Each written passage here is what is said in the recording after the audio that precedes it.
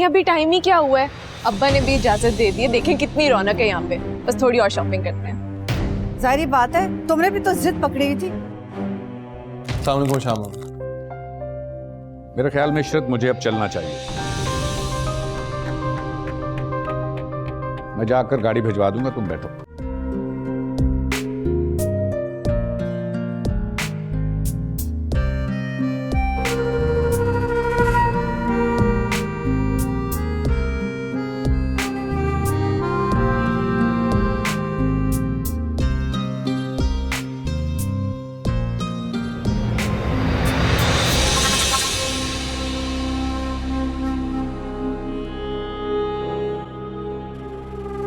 सुबह बाजी आपको पता है हशाम अंकल और डैडी की जबरदस्त फाइट हुई थी। लगता था एक मूवी सीन है। मम्मी और इशरत खाला दोनों रो रही थी और बुशरा आंटी की भी आंखों में आंसू आ रहे थे। और हदीद, उसे किसी ने कुछ नहीं कहा? नहीं तो वो तो ऐसे ही बेचारे चुप बैठे हुए उनकी बातें सुन रहे थे। डैडी को चाहिए इस फसाद की जड़ को यहाँ से निकाल दे। ये सब इसी की वजह से हो रहा है। मुझे बहुत गुस्सा आ रहा है। शाम अंकल आप पर भी गुस्सा थे और उसकी वजह भी। अच्छा शोबे, तुम बाहर जाओ और देखो सब ठीक है ना। हो सकता है वो लोग भी चले गए हों। कौन लोग? शोबे, हदीद और बुशरा आंटी ना। वाह, हदीद पे क्यों जाएंगे? अच्छा शोबी, जाओ यहाँ से।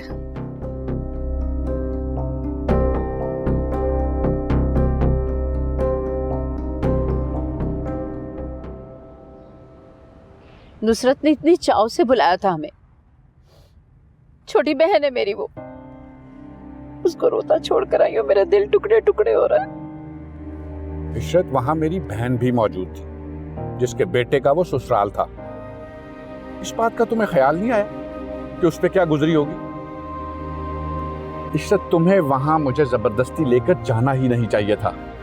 मैं सोबी और हदीद को बिल्कुल बर्दाश्त नहीं कर सकता। बस मैं भी उन दोनों का वजूद बर्दाश्त नहीं कर सकती, लेकिन नुसरत का इस सब में क्या कसूर है? तो ठीक है, वापस नुसरत के घर चलते हैं। तुम्हें वहां ड्रॉप करके मैं आ जाऊंगा। तुम रहो दोनों बहनें। कोई जरूरत नहीं है, चले घर सीधा।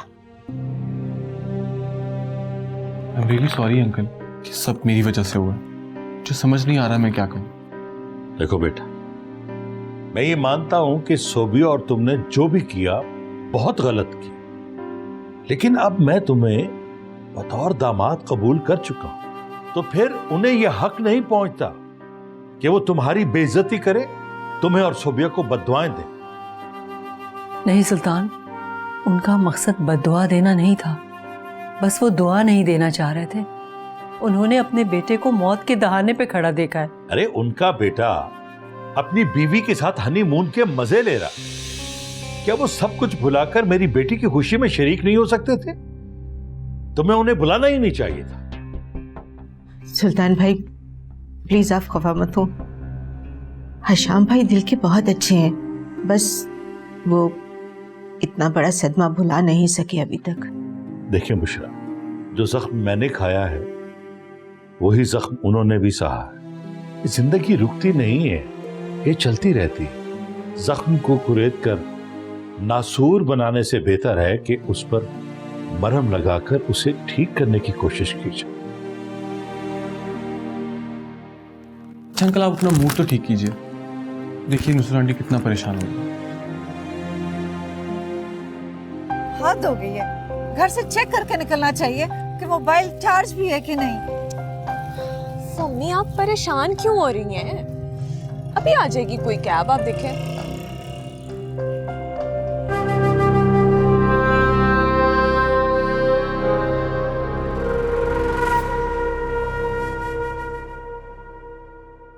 मम्मी क्या हुआ है? मुझे शोभी ने बताया कि हाँ, मुझे लगता है कि अब इशरत आपा मुझसे फिर अलग हो जाएंगी। मेरी तो समझ में नहीं आता, आखिर सुल्तान और शाम भाई पुरानी बातों को भूल क्यों नहीं जाते? जो असल में फसाद की जड़ है उसे कोई क्यों नहीं कुछ कहता? अभी मौका नहीं है, मैं 1-2 दिन में तुम्हारे पास आऊंगी। अब तुम्हें मुझे असल हकीकत बतानी ही होगी। सोबिया देखो, अब मुझसे कुछ मत छुपाना। अच्छा अभी तो चलो, सब लोग ड्राइंग रूम में तुम्हारा इंतजार कर रहे हैं। अभी मुझे डैडी की खुशी का ख्याल ना होता ना तो पूरी उम्र इनको इंतजार करवाती। अभी चलो चलो। सर पे तो ओढ़ लो। मम्मी मैं कोई दुल्हन नहीं हूँ और ना ही ये शादी हो रही है। चलें बस।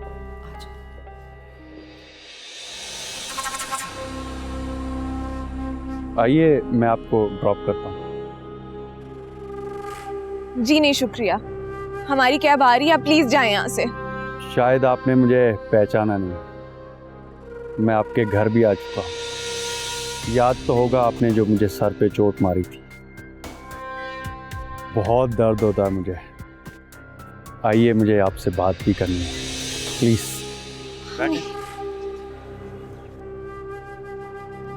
मैं तुम्हें देख लूंगा, याद है तू मुझे। रहना कब तक है सहना, एक ही सजा को बार बार जाना, लौट के आना, दिल कर रहा इंतजार। ओ तेरी पनाहों में हम जिए, दर्द हिजर हम कैसे पिए। हारा गम का मारा दिल कहाँ जाए बंजारा, हारा गम का मारा बंजारा, हारा गम का मारा दिल कहाँ जाए बंजारा, हारा गम का मारा बंजारा। भाई ये प्लीज चार्जिंग पे लगा दें। बताओ तो सही ना, वो कौन था, क्या कह रहा था? अम्मी प्लीज पहले मुझे फोन चार्ज करने दें, फिर मैं आपको सब बताती हूँ।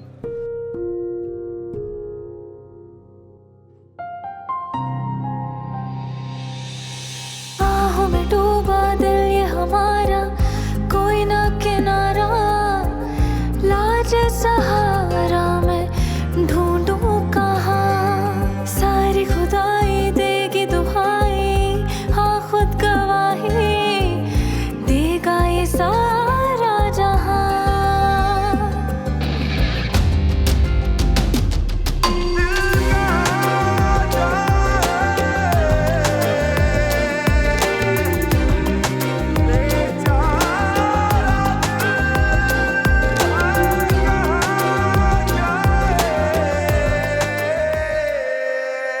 सारी दुनिया हमारी क्यों लुट गई है खुदा, रूठा दिल कहे टूटा, बीता हर पल है सजा।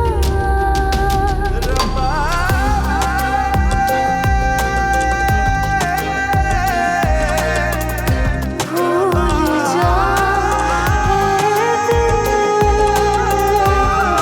भूल जा।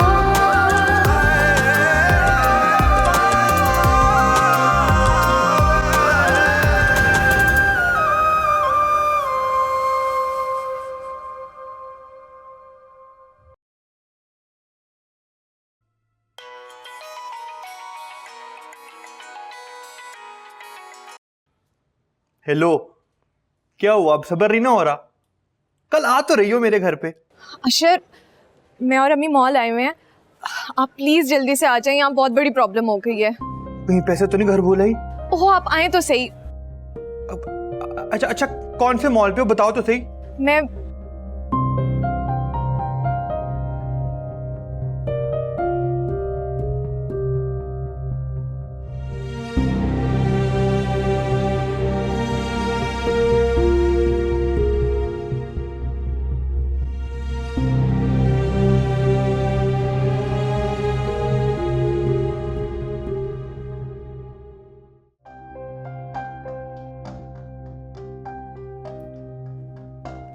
नुसरत, बजाय इसके कि बेटी के अपने ससुराल जाने की खुशी तुम्हारे चेहरे पे नजर आए, तुम हिशाम भाई और इशरत आपा की नाराजगी का शोक मना रही हो। मैं सोग नहीं मना रही, बल्कि इस खुशी के मौके पर जो बदमज़गी हुई है ना, उसकी वजह से अपसेट हूं। इसका तो फिर एक ही हल है कि हम कुछ अरसे के लिए उनसे अलग हो जाते, वो अपने घर में खुश, हम अपने घर में खुश। ये बात आप इतने इत्मीनान से इसलिए कह रहे हैं ना क्योंकि इशरत आपा आपकी बहन नहीं है, वरना जो आपके बहन भाई हैं उनसे तो आप रोज ही बात करते हैं, जबकि वो ऑस्ट्रेलिया और कतर में हैं। साल में 1-2 बार आप लोग मिल भी लेते हैं। अगर इंसान दूसरे की जगह अपने आप को रखे ना तो किसी को दुख ना पहुंचाए। नुसरत, मैंने पहले कभी ऐसी बात की है? मैं दिल से तुम्हारी बहन और बहनोई की इज्जत करता हूं। अफसोस कि तुमने एक लम्हे में सब मलिया मेट कर दी।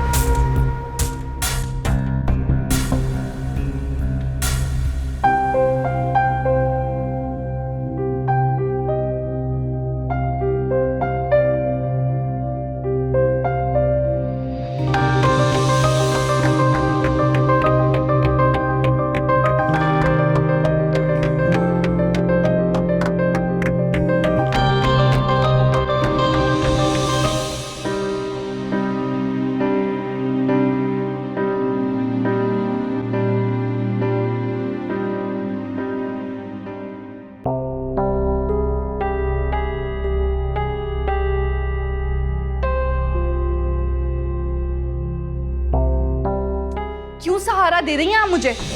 मैं कोई पहली बार रुखसत होकर इस जहन्नुम में नहीं आई हूं, और ये चोंचलेबाजी करने की जरूरत नहीं है मेरे साथ। मैं भूल गई थी कि तुम यहां पहले भी रह के जा चुकी हो। चलो कमरे में चलें।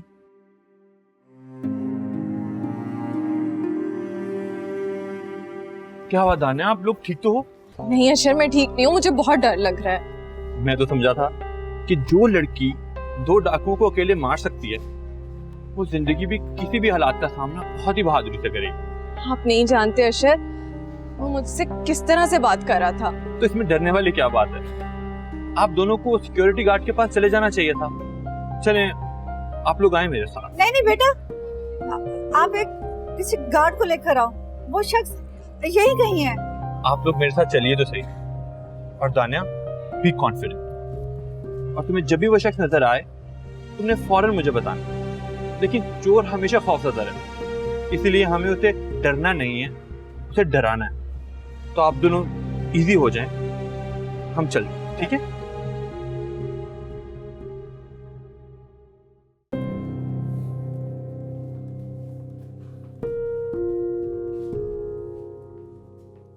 ये सब क्या तमाशा है?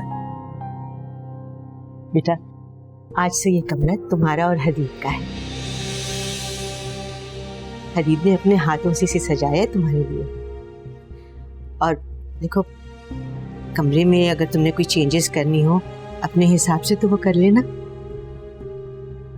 पहले मुझे मेरी मर्जी की जिंदगी तो मिले, फिर इस कमरे के बारे में भी सोच लूंगी। वैसे चेंज तो मैं आप लोगों को करना चाहूंगी, जिसके लिए मैं हर वक्त दुआ करती रहती। मामा, आप बहुत थक गई होंगी, आप जाकर आराम कीजिए। इसकी तल्ख बातों पर गौर करने की जरूरत नहीं है।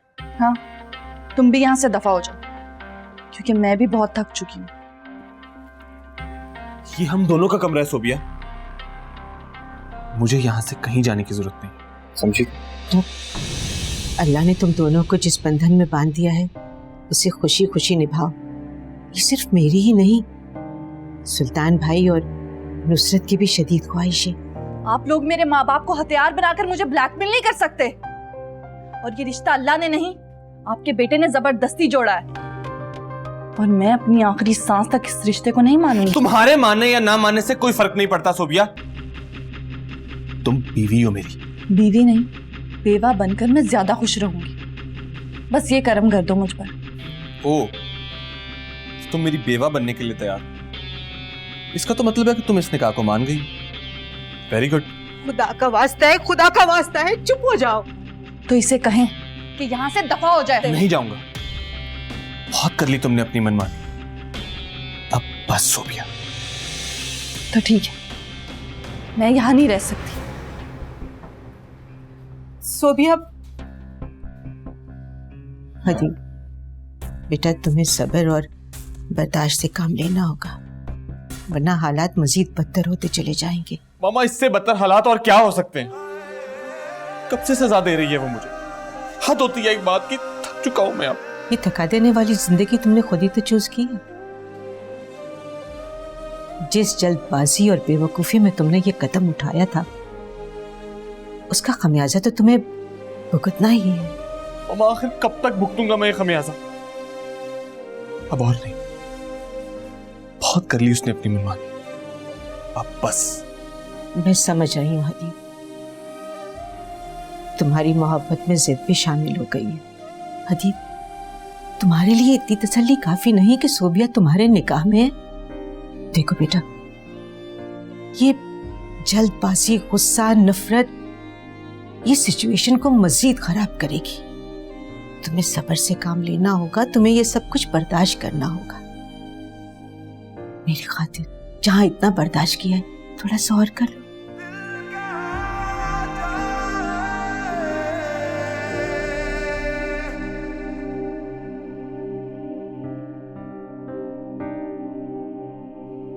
सोबिया, सोबिया,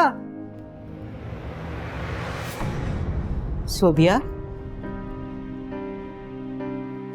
बेटा तुम जाओ अपने कमरे में, मैंने हदीद को समझा दिया है। काश बुशरा आंटी, काश काश के बचपन में आपने उसकी तरबियत अच्छी की होती, तो आज मुझे ये दिन ना देखना पड़ता। काश कि आपका बेटा पैदा होते ही मर गया होता, तो आज हम सब सुकून में होते। जानती हो सोबिया,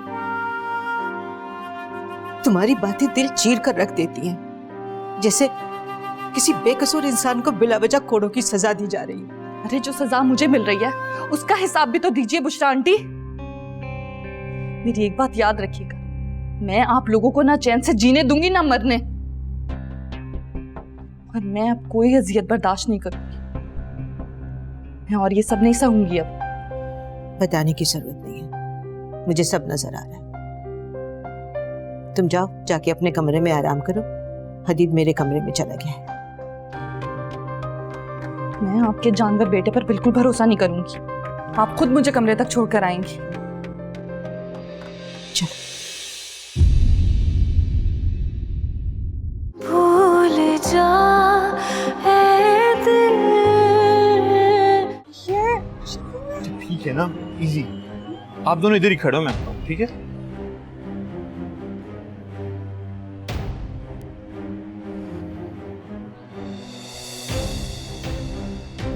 मैं तुमसे एक बात कहूं, मानोगे?